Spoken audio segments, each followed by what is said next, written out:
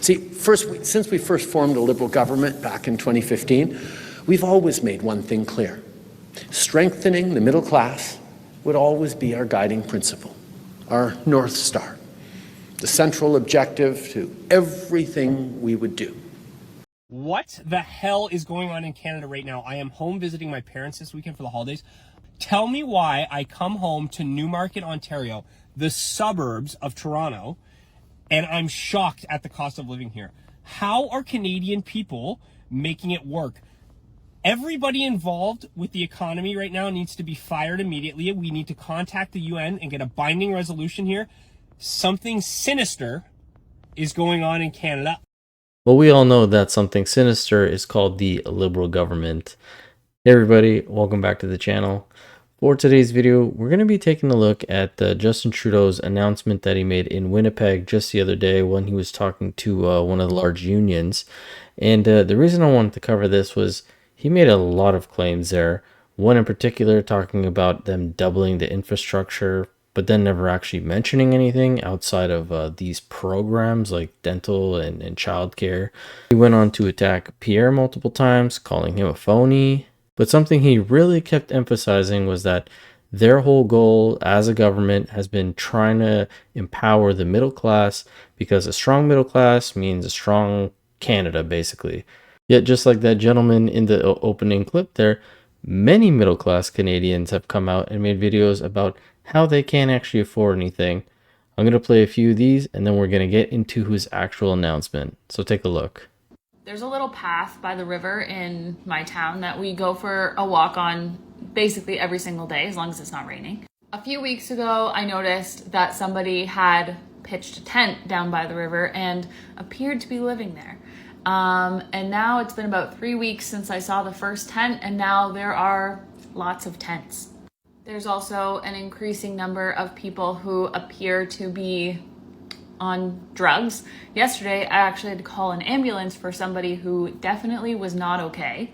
And then later yesterday, I had a conversation with somebody who was an older person who made a comment about how there's a staffing shortage at one of the stores downtown in my hometown, and nobody wants to work. But if they're paying minimum wage or maybe even slightly above it, why would somebody work there? The average rent in my town, I live in a small town in Ontario, not in the GTA. The average rent for a one-bedroom apartment, and not a nice one, is probably around $2,000 a month. So if you go by the age-old belief that your rent should only take up 1/3 of your income, or your housing expenses should only take up 1/3 of your income, that would mean you'd have to earn $6,000 a month in order to be able to afford a shitty one-bedroom apartment. And if you do the math on that, that's $72,000 a year, or $35 an hour if you work 40 hours a week. So it's not that nobody wants to work, it's what's the incentive? Also, that belief that your housing cost should only be 1/3 of your income was also created in a time when income taxes were a lot less, groceries were a lot less, gas was a lot less. So I'm not even sure that that math checks out anymore with how much we pay in taxes in Canada. I cannot believe how we are watching our country crumble before our eyes. As you all well know, a strong middle class doesn't happen by accident. The 8-hour workday, weekends off, safe and healthy workplaces, protections against arbitrary dismissal, good paying, fulfilling, community building work, none of these workplace protections and rights were given. None of them were automatic, and none of them were inevitable. They were hard fought and won, and they were won by unions. Unions have proven that they build the middle class. And you've stood by us every step of the way to build a middle class that's even stronger. Financially, I don't understand anymore. I don't understand how I make $34 an hour and I can't function. I can't function. I can't pay my bills. Now, from even before when we formed government, you've pointed out there is lots of work to be done. So we responded. In fact, 9 years ago, yesterday, we made a promise of a historic doubling of federal infrastructure spending to build this country. That was the commitment we made to you and to Canadians, that we were going to get building again. Now, something to point out if you did watch the whole conference of Trudeau addressing the union was that he seemed very relaxed and prepared for this. He didn't really read off any script. There was no hums and haws like he normally does. He just seemed laid back, like full drama teacher mode was on. The cheese was really coming out of him. I had to cut out majority of him acting the way he acts because it was just unbearable. But just there, he mentions that they doubled down on the infrastructure because they needed to build more. But what is it that they've built? What can he show that proves that? Because just a few months ago, in July, Canadian housing starts were down 9% in June. And what was behind the drop? And even prior to that, in April, we had RBC come out and talk about owning a home has never been so unaffordable in Canada. Like, this was 2008. This was the crash. This is now since they've been in power. Look at that. Since 2015, boom. It is just gone crazy. And if you think about what that woman said in the earlier video about a third of your income going to your housing or your mortgage, this is indicating that in July of 2023, 62.5% went to that, almost 63. And then you scroll down, it talks about the housing crisis was due to supply constraints. Well, how could that be a factor if he's been putting double the amount in infrastructure to build more? Well, again, we scroll down even more. It talks about home builders in general, and it says a fifth of the construction workers are within 10 years of retirement age, meaning that we're going to have an even smaller workforce potentially to get all these houses built. Yet Trudeau, I don't know if you remember, promised almost 4 million homes in 2031, which we've already crunched numbers, and that's not even physically possible. So today, we are releasing the most comprehensive and ambitious housing plan ever seen in Canada. It builds on the sizable investments we've made over the years, and it goes a lot further. It's a plan to build housing, including for renters, on a scale not seen in generations.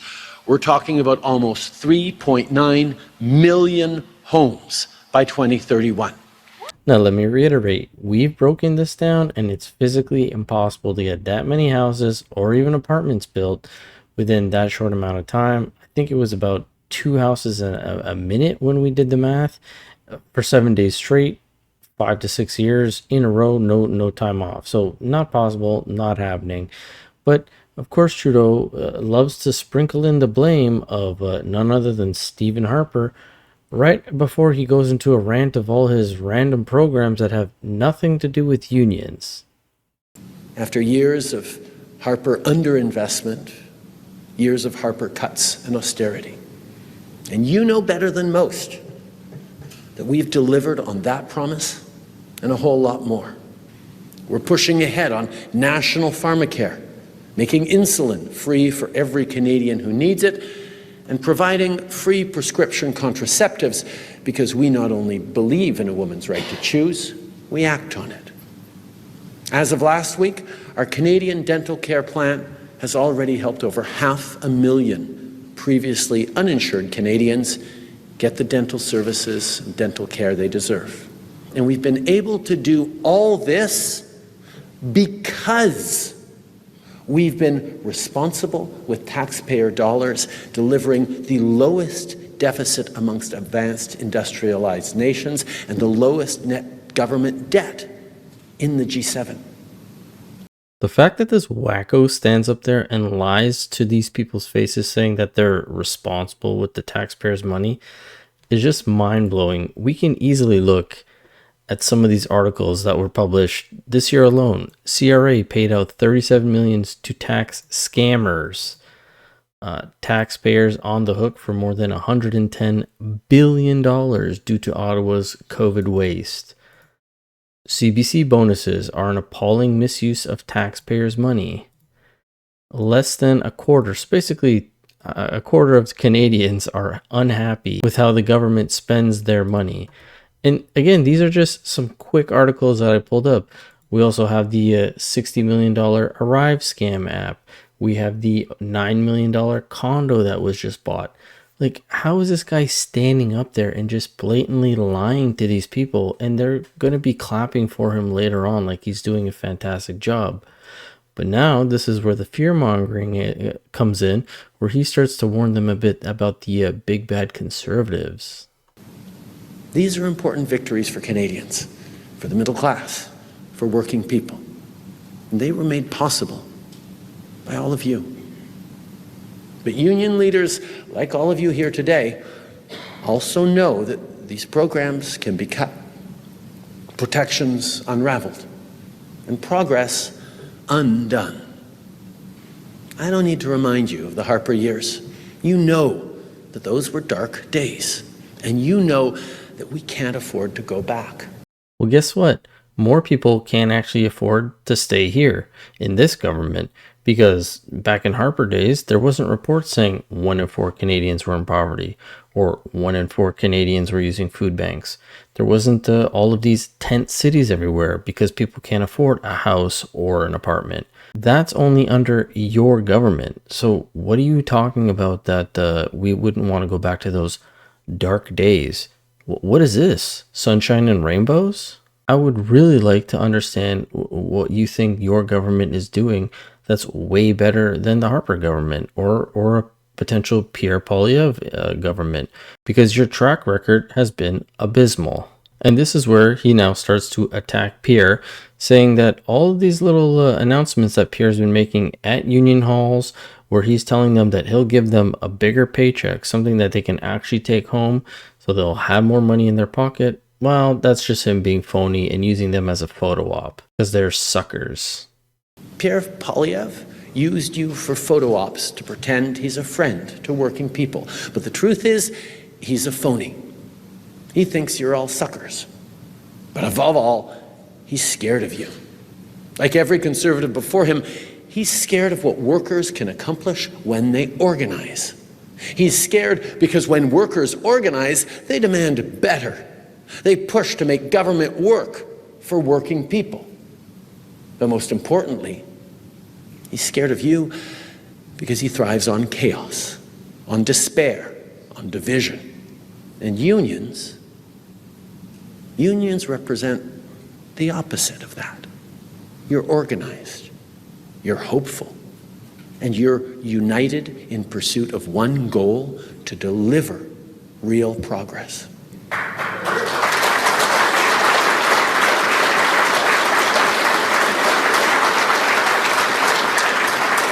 See, this is what being pro-worker actually looks like. This is what it means to have unions' backs. I just find it so rich that this guy's saying that Pierre Poilievre is scared of talking to union members or scared of union members, when one could argue that this guy's even more of a chicken shit because he won't call an early election. He knows that the vast majority of Canadians would vote him out in a heartbeat.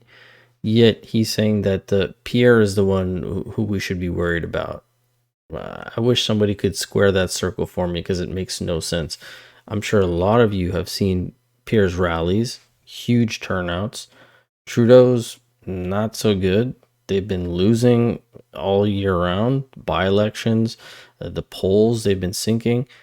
Yet Pierre's the one who's scared.